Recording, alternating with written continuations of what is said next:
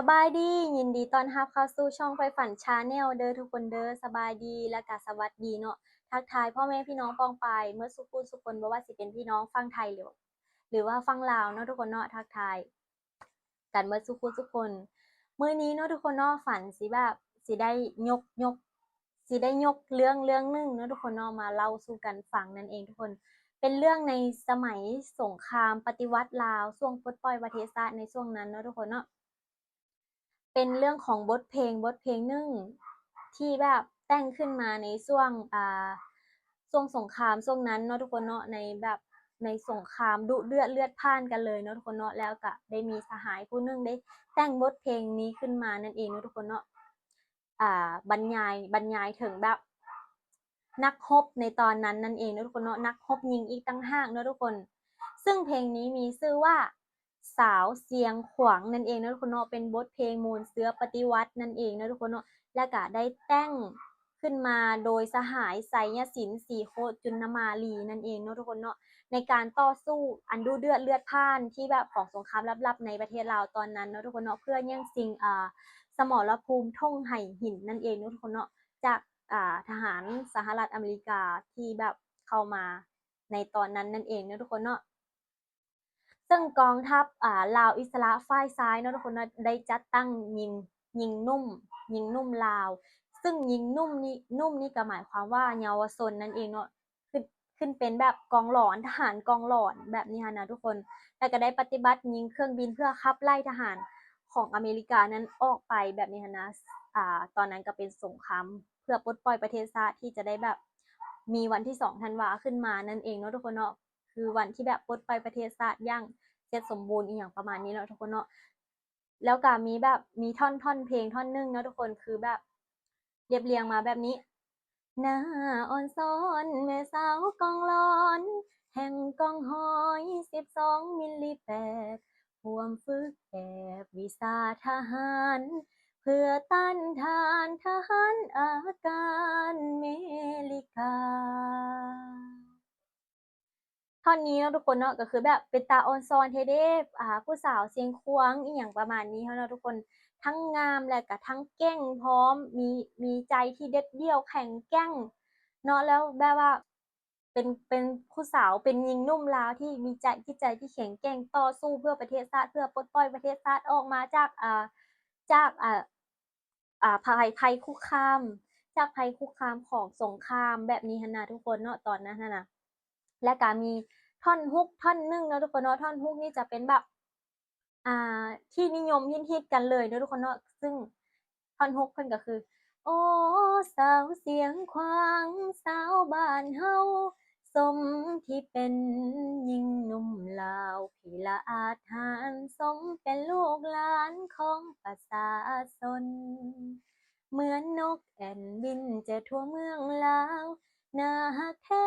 แม่สาวเสียงควางหน้าสวยๆตาดำๆคอกลมคิ้งบางคำว่าขวงเนาะทุกคนเนาะบางเขตก็จะเอิ้นว่าเสียงขวงแต่บางเขตก็จะเอิ้นว่าเสียงขวางนั่นเองเนาะทุกคนเนาะแล้วแต่จะออกเสียงในแต่ละเขตนั่นเองเนาะทุกคนเนาะของประเทศลาวนั่นเองซึ่งท่อนฮุกนี่ก็จะไปเปรียบเทียบทหารหญิงสาวนุ่มนั้นเปรียบเทียบใส่กับนกแอ่นบินเจิดทั่วเมืองลาวเนาะทุกคนเนาะซึ่งนกแอ่นนี่ก็จะเป็นนกที่แบบประจำแขวงเสียงขวางในตอนนั้นนั่นเองเนาะทุกคนเนาะ ซึ่งเพิ่นก็ได้เอานำมาเปรียบเทียบกับนกแอ่นกับหญิงนุ่มลาวนี่ได้อย่างสง่างามนั่นเองเนาะทุกคนเนาะในตอนนั้นและทุกคนแล้วเนื้อเพลงกันยังบรรยายถึงการเฮ็ดไร่เฮ็ดนาอยู่บนภูเพียงแบบที่ราบสูงในตอนนั้นท่ามกลางเปลวไฟสงครามอันดุเดือดตอนนั้นนั่นเองเนาะทุกคนเนาะในในบทเพลงนี้มีความหมายหลายเลยเนาะทุกคนเนาะจุดเด่นของเพลงนี้ก็คือแบบ ภายระยะหลังๆหั้นนะจะได้มีแบบหลังปลดปล่อยประเทศชาติพระเจ้าก็ได้เอาบทเพลงนี้มาแต่ง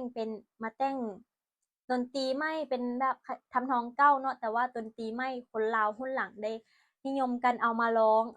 แล้วก็แบบไปประกอบใส่กับท่าบัสสลบท่าบัสสลบฮิตๆกันนะทุกคนคนไทยหลายๆคนอาจสิแบบเคยเห็นหรือว่าคุ้นหูคุ้นตากันอยู่เนาะทุกคนเนาะซึ่งท่าบัสสลบนี่จะเป็นท่าแบบเอ่อเต้นหั้นนะ โอ้สาวเสียงควางแบบนี้ค่ะนะทุกคนแบบเวลาไปงานอยู่ประเทศลาวเนาะเวลางานดองหรือว่างานอีหยังที่เป็นสังคมเขาเจ้าก็จะนิยมเอาเพ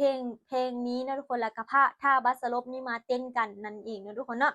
และในปี 2545นะทุกคนเนาะหน่วยศิลปากรกองทัพประชาชนลาวได้จัดทำอัลบั้มเพลงมูลเสือปฏิวัติลาวนี้ขึ้นมาเนาะทุกคนเนาะเป็นอัลบั้มซึ่งเพลงสาวเสียงขวางก็ได้เป็นหนึ่งในนั้นเนาะทุกคนเนาะเป็นเพลงปฏิวัติสู่เพลงมหาชนนั่นเองเนาะทุกคนเนาะและได้นำเป็นเพลงปฏิวัติลาวและได้นำเอาเพลงสาวเสียงขวางนี้มา บันทึกเสียงไม่มาเต้นใส่ท่าวัดสโลปแล้วทุกคนเนาะแล้วก็ได้รับความนิยมกันอย่างหลวงหลายทั่วประเทศลาวเลยเนาะทุกคนเนาะแล้วก็สิออกแพร่มาถึงแบบฝั่งไทยแบบภาคอีสานเขาเจ้าก็จะค่อนข้างที่จะคุ้นเคยกันอยู่เนาะทุกคนเนาะสำหรับท่าเต้นนี้นั่นเองเนาะทุกคนเนาะ และต่อมาเนาะทุกคนสหายไซยศิลป์เพิ่นก็ได้เสียชีวิตไปในปี 2558 นั่นเองเนาะทุกคนเนาะและได้ฝากผลงานเพลงที่เป็นมูลเสื้อให้คนรุ่นหลังได้แบบได้สืบต่อได้ฟังเพลงม่วนๆในสมัยก่อนเนาะทุกคนเนาะฝันก็ได้ไปศึกษามาว่าสหายไซยศิลป์นี้เพิ่นได้ไปเรียนวิชาดนตรีมาจากสหภาพโซเวียตนั่นเองเนาะตอนนั้นน่ะ สหสหายสหภาพโซเวียตเนาะทุกคนเนาะสหายไซยศิลป์เพิ่นอาจจะเป็นแบบทหารฝั่งซ้ายที่แบบเขาเข้ากับสหภาพโซเวียตนะตอนนั้นก็เลยได้มีจังหวะท่วงทำนองที่แบบมันมันเป็นตาเต้นหั้นนะมันเป็นตาฟ้อนมันเป็นตาเต้นขับล้ำแบบม่วนซื่นในตอนนั้นนั่นเองนะทุกคนเนาะจนมาฮอดปัจจุบันนี้เพลงสาวเสียงขวงกันยังเป็นที่นิยมอยู่ในประเทศลาวอยู่ได้ ยังที่เป็นที่นิยมแล้วก็ยังเป็นที่รู้จักอยู่เนาะทุกคนเนาะเพราะว่าตอนที่ฝันเข้าโรงเรียนเนาะทุกคนเนาะฝันเข้าโรงเรียนยังเป็นนักเรียนนักยังเป็นนักเรียนอยู่ฝันก็ได้แบบมีโอกาสได้ฟังแล้วก็ได้ฟ้อนเพลงสาวเสียงขวงนี่เพื่อไปแบบแข่งขันในในงานต่างๆนั่นเองเนาะทุกคนเนาะซึ่งปัจจุบันนี้เขาเจ้าก็ยังนิยมใช้กันอยู่ยังนิยมแบบนำเอาเพลงสาวเสียงขวงนี้ไปฟ้อนท่าบัสลบหรือไปแต่งท่าฟ้อนไส้นั่นเองเนาะทุกคนเนาะเว้าแล้วเว้ามาแล้วเราก็อยากเต้นอยู่เลยใส่ลองเบิ่งเนาะค่ะ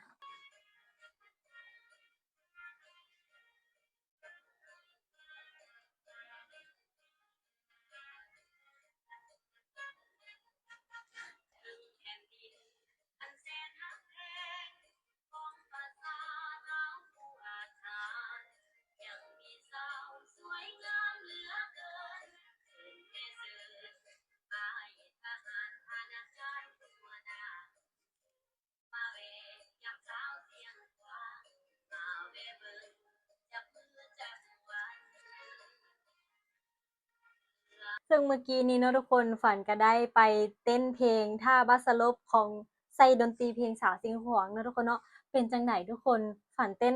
พอได้อยู่บ่พองามอยู่บ่เนาะทุกคนอ่าแบบวิชาในตอนยังน้อยเนาะยังตอนที่เป็นนักเรียนอยู่หั่นน่ะก็ได้แบบยังมีความทรงจำอยู่นิดหนึ่งหั้นนะอยู่หน่อยหนึ่งคือตอนนั้นข้อยก็เคยได้มีโอกาสได้ไปเต้นไปฟ้อนในงานต่างๆอยู่เนาะแต่ว่าฝันสิเป็นคนที่ฟ้อนบ่งามเนาะทุกคนเนาะเป็นมือหั้นน่ะมือแบบนี้ทุกคนเห็นบ่มือฝันจะเป็นมือที่แบบมือก้งๆออกมาแหน่จักหน่อยหนึ่งหั้นนะเป็นคนที่ฟ้อนบ่งามแต่ก็มักในศิลปะการร้องการรำแบบนี้หั้นนะทุกคนแต่ว่ามือบ่งามเฮ็ดจั่งใดฟ้อนก็บ่งามคือหมู่มือก็แข็งๆแบบนี้หั้นนะแต่ก็บ่เป็นหยังเราก็ยังมีแบบยังมักในการร้องเนาะทุกคนเนาะถึงสิเต้นถึงสิฟ้อนบ่งามเราก็ยังร้องได้นั่นเองเนาะทุกคน ค่อยคิดว่าตอนนั้นน่ะมือนี่มันจะอาจจะเป็นปมด้อยของข้อยบ่ว่าค่อยคิดนะตอนนั้นคือบ่ค่อยกล้าแสดงออกปานใดเพราะว่ามือเราบ่ค่อยงามคือคนอื่นหมู่คนอื่นสิเป็นแบบนี้เราแบบนี้หั้นนะเวลาเขาเจ้าฟ้อนเขาเจ้าจีบเขาเจ้าอิหยังมันสิงามไปเบิดแต่ว่ามือแบบนี้มันเบิ่งคือจั่งใดคือผู้เฒ่าตอนแรกๆเขาเจ้าสิว่ามือแบบเนี้ยเป็นมือคนที่แบบเฮ็ดเวียกเฮ็ดงานเป็นมือของคนทุกข์แบบนี้หั้นนะแบบมือบ่งาม คอก็ใหญ่ๆหั้นแบบนี้หั้นเนาะทุกคนเฮ็ดจั่งใดล่ะเราเกิดมาแล้วมือมันเป็นแบบนี้แต่ก็บ่เป็นหยังเนาะทุกคนเนาะเราก็ค่อยๆเฮ็ดค่อยๆสร้างไปเอาถึงแบบสิคำผู้เฒ่าเขาเจ้าเว้ามาแบบใดเราก็สามารถบรรลุมันไปได้นั่นเอง โอ้ยเว้าหยอกเว้ามาหลายแล้วเนาะทุกคน เอาล่ะทุกคนคลิปนี้ก็ดำเนินการมาถึงแต่ส่ำนี้เนาะทุกคนเนาะเป็นจังไดค่อยเล่าแบบประวัติของเพลงนี้เนาะทุกคนเนาะเป็นจังไดเนาะเพลงนี้เพิ่นก็ได้แต่งให้มันมีความหมายให้มันมีความหมายต่อคนลาวในยุคใหม่นำเนาะทุกคนเนาะแล้วก็ได้สืบทอดกันมาจนถึงปัจจุบันนี้นั่นเองเนาะทุกคนเนาะเป็นเพลงที่ฝันก็มักคือกันฝันมักฮิตและก็นิยมกันในตอนในตลอดกาลมันเป็นเพลงที่ตลอดกาลนั่นเองเนาะทุกคน เอาล่ะทุกคนคลิปก็ดำเนินการมาถึงตอนนี้แล้วเนาะทุกคนเนาะก็อยากสิกล่าวคำว่าคันไผเบิ่งมาฮอดตอนนี้ก็ฝากกดไลค์กดแชร์กด Subscribe เป็นกำลังใจให้กับช่องไฟฝัน Channel นำเด้อทุกคนเด้อเป็นกำลังใจให้แหน่เด้อเพื่อแบบได้มีกำลังใจเฮ็ดคลิปต่อๆไปนั่นเองเนาะทุกคนเนาะมีแบบข่าวดีสิมาบอกเนาะทุกคนคือฝันได้สามารถขอรหัส PIN ขอ PIN ทางยูทูบไปแล้วเนาะทุกคนเนาะ ปรากฏว่าผ่านแล้วแต่ว่าที่เหลือก็คือขอรอรหัส PIN มานั่นเองเนาะทุกคนเนาะใกล้สิสำเร็จแล้วทุกคนความฝันค่อยแบบสมัครยูทูบใกล้สิเป็นจริงแล้วเราใกล้สิมีรายได้เข้ามาคือคนอื่นแล้วฝากทุกคนเป็นกำลังใจให้ฝันนำหน่อยเด้อบ๊ายบาย